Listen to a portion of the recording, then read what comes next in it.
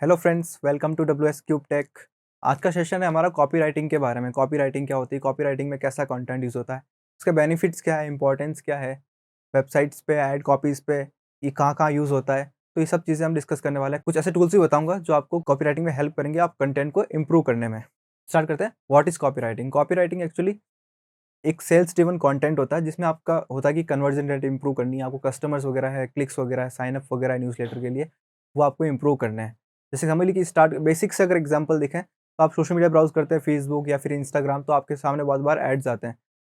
तो कितने एड्स को आप क्लिक करते हैं, कितने को नहीं करते हैं। तो अगर कुछ सेम चीज़ को लेकर अगर आप 5 ऐड आपको शो हो रहे हैं 5 कंपनियों के, एक ही चीज़ वो प्रोडक्ट सेल कर रही है, लेकिन आप 1 या 2 को क्लिक करते हैं, तो उसका एक रीज़न है कि उन्होंने अच्छा कॉपी कंटेंट लिखा है, कॉपी राइटिंग उन्होंने अच्छी की है, तो आपने वहाँ पे क्लिक किया और उनके लैंडिंग पेज तक पहुँच गए।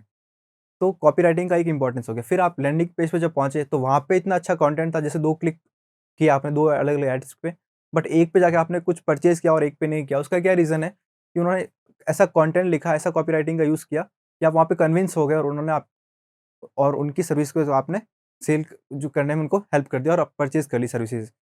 तो जैसे कि प्रोडक्ट के पेज हो, चाहे चाहे वेब पेजेज़ हो, एड्स हो, फेसबुक ऐड, गूगल एड्स पे क्या होता है कि कुछ भी सर्च किया, गूगल एड्स शो हो गया आपको, बट वहाँ पे क्लिक नहीं बन रहे उस ऐड के ऊपर। वो अगर इम्प्रूव करना है, तो अच्छा कॉपी राइटिंग का यूज़ करेंगे। फेसबुक एड्स है, वहाँ पे जो हेडलाइन्स वगैरह होती है, ग्राफ़िक्स के ऊपर जो कंटेंट होता है, उसका बहुत बड़ा रोल होता है। कॉपी राइटिंग अच्छी होती है, तो उन पे क्लिक्स बढ़ जाती है, एंगेजमेंट रेट बढ़ जाती है।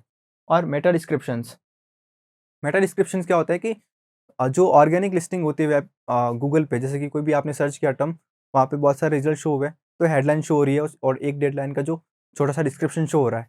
तो उनके अंदर भी जो अच्छा कंटेंट अगर यूज़ करेंगे, कॉपी राइटिंग का अगर यूज़ हो रखा है, तो उन पे क्लिक्स बढ़ जाते हैं। Then importance of copy writing का इम्पोर्टेंस क्या है कि क्यों यूज़ करते हैं? डिजिटल मार्केटिंग में आज इतनी सारी वेबसाइट्स हैं, तो कुछ वेबसाइट्स हैं जो कि बहुत अच्छा रैंक करती है, प्लस रैंक करने के बाद उनकी सेल्स भी बहुत ज़्यादा होती है। तो सेल्स ज़्यादा होने का रीज़न ये है, उन्होंने कॉपी राइटिंग का अच्छा यूज़ किया, जो कस्टमर्स जो बन रहे हैं, वो कन्विंस हुए हैं, जो ऑडियंस उनके ऊपर आई है, वो कन्विंस होकर उनकी सर्विसेज़ को परचेज़ किया उन्होंने।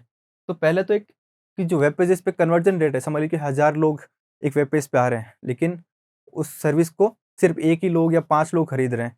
तो ऐसा क्यों है कि ऐसा इसलिए है कि कंटेंट जो है वो वीक यूज़ हो रहा है वहाँ पर, लोग परचेज़ नहीं कर रहे हैं।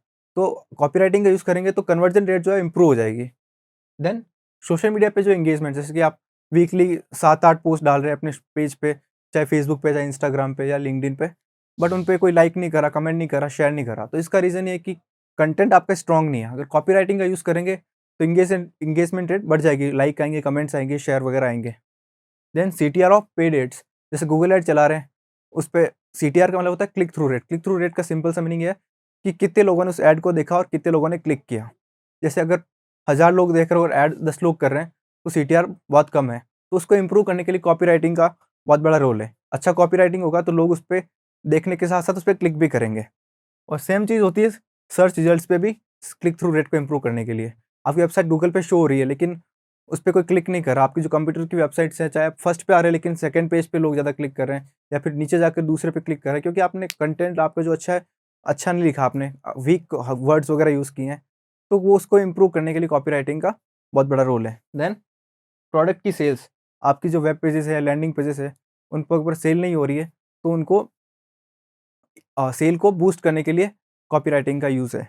तो अच्छा कॉपीराइटिंग कैसे करेंगे? अच्छा कंटेंट ऐसा कैसे लिखेंगे कि वो उससे ज़्यादा आपको ज़्यादा से ज़्यादा बेनिफिट लेने को मिले? तो स्टार्ट होगा फर्स्ट कि आप जो लिख रहे हैं कंटेंट, उससे पहले आपको पता होना चाहिए कि आपकी ऑडियंस क्या है। ऑडियंस पता होती है तो आपको उस हिसाब से कंटेंट लिखेंगे, टोन, पिच वगैरह जो आप यूज़ करेंगे उस हिसाब से ही करेंगे।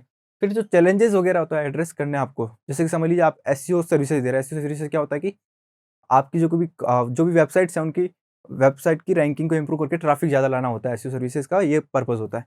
और वो अगर आपकी सर्विस है और उसके ऊपर आप कस्टमर चाहते हैं, तो आप पहले कस्टमर को जानिए कि कौन आपके कस्टमर्स, फिर उनको आप उनके एड्रेस करेंगे चैलेंजेस को। जैसे कि समझ लीजिए आपकी सर्विसेज से क्या एड्रेस चैलेंज हो सकते हैं, देखिए आप वेबसाइट की रैंकिंग इम्प्रूव कर सकते हैं, उनके वेबसाइट पे ट्रैफिक ज़्यादा ला सकते हैं।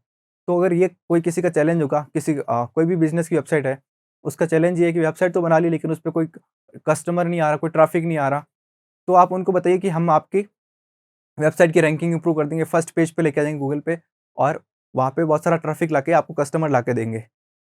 तो वहाँ पे चैलेंज एड्रेस हो गया, रदर देन कि उनको फीचर शो करें। फीचर्स में क्या होता है, जैसे मान लीजिए आपने एसईओ देते हो तो आपने बता दी हम ऑन पेज एसईओ करते हैं, ऑफ पेज करते हैं, बैकलिंक्स करते हैं, कीवर्ड रिसर्च करते हैं। लोगों को ये पता भी नहीं है, जिनकी वेबसाइट है सबको ये नहीं पता कि ये एसईओ में ये चीज़ें होती है, उनको बस अपने बेनिफिट से मतलब है। तो आप उनके चैलेंजेस एड्रेस करिए और बेनिफिट शो करिए। दूसरा सोशल प्रूफ दीजिए। सोशल प्रूफ का मतलब है कि जो जिन्होंने आपकी सर्विसेज़ ली है, उनको क्या बेनिफिट्स हुए, उनका क्या फीडबैक है। अगर सोशल मीडिया पे उन्होंने कुछ शेयर किया आपके बिज़नेस के लिए पॉज़िटिव, कोई गूगल पे रेटिंग दी है, रिव्यू दिया है, तो वो टेस्टिमोनियल्स वगैरह हैं, वो आप उस वहाँ पे दिखाइए उनको। अननेसेसरी कंटेंट को आपको अवॉइड करना है, क्योंकि जैसे ब्लॉग पोस्ट वगैरह में आप डिटेल में जा सकते हैं। लोग इतना सारा कंटेंट कंज़्यूम करते हैं सोशल मीडिया पर, एड्स वगैरह पे और लैंडिंग पेज पे, तो उनको क्रिस्पी कंटेंट चाहिए, जो पॉइंट टू पॉइंट हो और जितना जैसा वो चाहते हैं वैसा उनको कन्विंस करने का मौका मिल जाए। देन पावरफुल वर्ड्स यूज़ करने हैं आपको।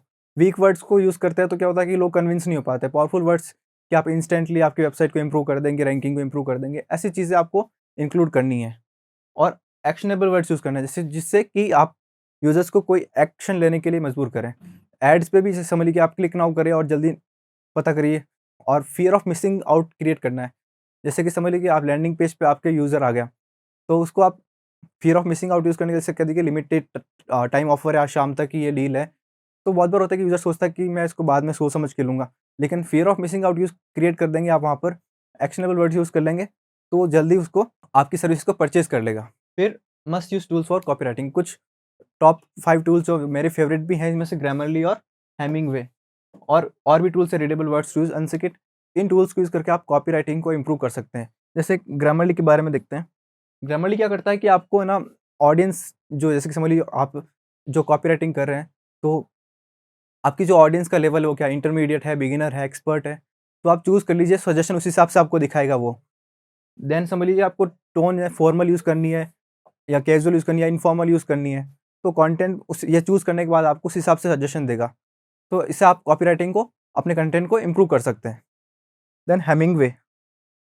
हेमिंगवे क्या करता है कि आप जैसे आप अपने कंटेंट लिख लिया, वहाँ पे जाके आपने वहाँ पे हेमिंगवे टूल में पेस्ट कर दिया, तो समझिए आपका कोई सेंटेंस आपने काफ़ी लॉन्ग लिख दिया है, तो ये आपको येलो हाइड कर देगा कि आपका सेंटेंस लॉन्ग है।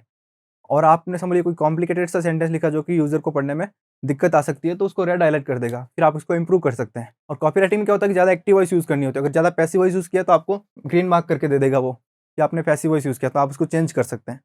तो इन टूल से क्या हो सकता है कि आप अपने कॉपीराइटिंग को इम्प्रूव कर सकते हैं, जो भी कंटेंट लिखा है आपने उसको इम्प्रूव कर सकते हैं। तो कॉपीराइटिंग का बहुत बड़ा रोल है आज बिज़नेस के लिए, डिजिटल मार्केटिंग में स्पेशली।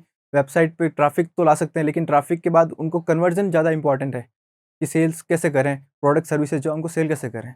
तो आप जो इसमें टिप्स थे, टूल्स वगैरह थे, और जो स्ट्रैटेजी बनानी है कॉपीराइटिंग के लिए आपको, वो यूज़ करके आप अपना सारा बेनिफिट ले सकते हैं। Thank you.